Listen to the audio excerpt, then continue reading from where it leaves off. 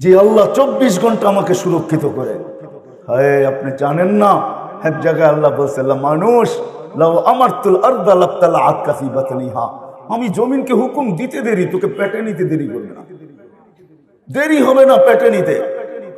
কসম খোদার, কয়েক সেকেন্ড লাগবে আমাদের এই বিল্ডিং শিল্ডিং সহ পেটে নিতে, যদি একটু স্কেল বাড়ায় দেয়, একটু ভূমিকম্পের হাই স্কেল যদি বাড়ায় দেয়, কয়েক মিনিট লাগবে না, মিনিটের দরকার নেই, কয়েক সেকেন্ডের দরকার। আল্লাহ বলে, লাউ আমারতুল আরদা লাবতালাআত ফি বাতনিহা লাউ আমারতুল বাহরা লাআগরাকাত ফি কারিহা, সমুদ্রকে হুকুম দিতে দেরি, তোকে তলদেশে নিতে দেরি করবে না। লাউ আমারতুল মালাইকা লা হালাকাতকা, আল্লাহরও ডিফেন্স আছে। আল্লাহ বলে, ফেরেশতাদেরকে হুকুম দিতে দেরি, তোকে ধ্বংস করতে দেরি করবে না। জান দুনিয়াতে আছে শত শত ধ্বংস স্তূপ এখনো দুনিয়া রাখা আছে। হাদিসে নেয়ামত বলতেছি, কোরআনে যতগুলা লেখা আছে হয়তো দুই একটা বাদ হবে, বাকি আমার এই দুই চোখে দেখা আছে। হ্যাঁ হ্যাঁ, দুই চোখে আল্লাহ দেখায় দিছেন, এই জন্যই ভিতরে ব্যথাটা একটু বেশি, নাহলে আমার ভিতরে ব্যথা কম হতো। এই জন্যই আপনাদের কাছে ছুটে আসে। বাবার বিষয় আল্লাহ বলে, ফেরেশতাকে হুকুম দিতে দেরি, ধ্বংস করতে দেরি করবে না।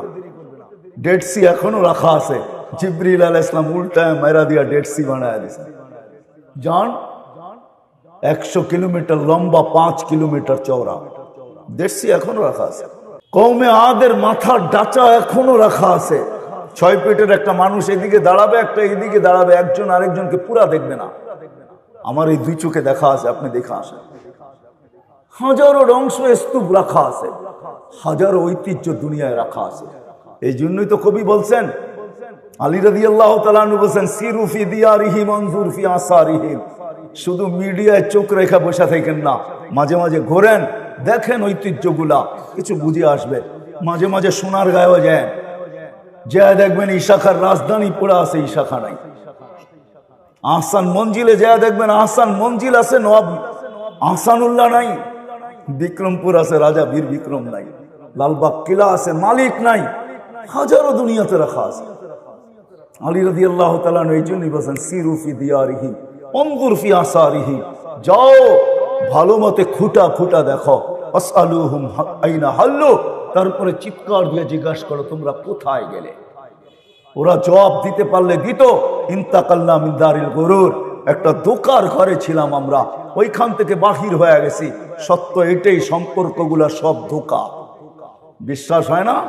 তাহলে চোখে আঙ্গুল দিয়ে দেখায় দিতেছি, 2020-এ আমাদের দেশে এরকম পাওয়া যাবে, সন্তান মা বাবাকে দাফন কাফন তো দূরের কথা, শেষ দেখা পর্যন্ত দেখে নাই।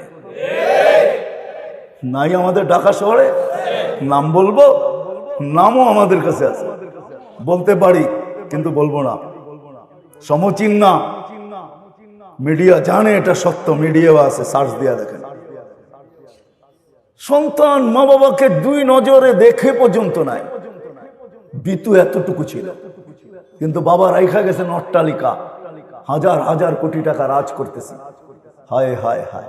আবার এটাও পাবেন, সন্তান নিজে বাবাকে গোসল দিছে, কাফন পড়াইছে, জানাজা পড়াইছে, নিজের হাতে রাখছে। দুনিয়া বলছে করুণা, তোর করুণা, বাবা বড়, করুণা বড় না। বলছে তুই মারা যাবি, বলে তোর মারা, আমি বড় না, বাবা বড়। নিজের হাতে কবরে রাখছে, আর উপরে তাকায় বলছে চোখের পানি দিয়া রাইখা গেলাম, দেখা রাখেন কিন্তু। এটাও পাবেন আপনি। সত্য এটাই, দুনিয়া একটা ধোকার ঘর, সম্পর্কগুলো সবই ধোকা। সত্য এই প্রবাদ বাক্য, চোখের আড়াল হইতে মনের আড়াল হইতে দেরি হয় না। চোখের আড়াল তো মনের আড়াল। এখানে কয়জন আছে? একজনও পাওয়া যাবে কিনা সন্দেহ, যে দিল্লির 2 মিনিট নির্জনে বৈশা বাবার জন্য হাত উঠাই, মার জন্য হাত উঠায়া এক মিনিট আল্লাহকে বলি, বা আল্লাহ মা তো রেখা গেল, বাবা তো রেখা গেল, দুইজনকে তো কবরে রেখা আসলাম, আপনি একটু দেখা রেখেন ভালো মতো।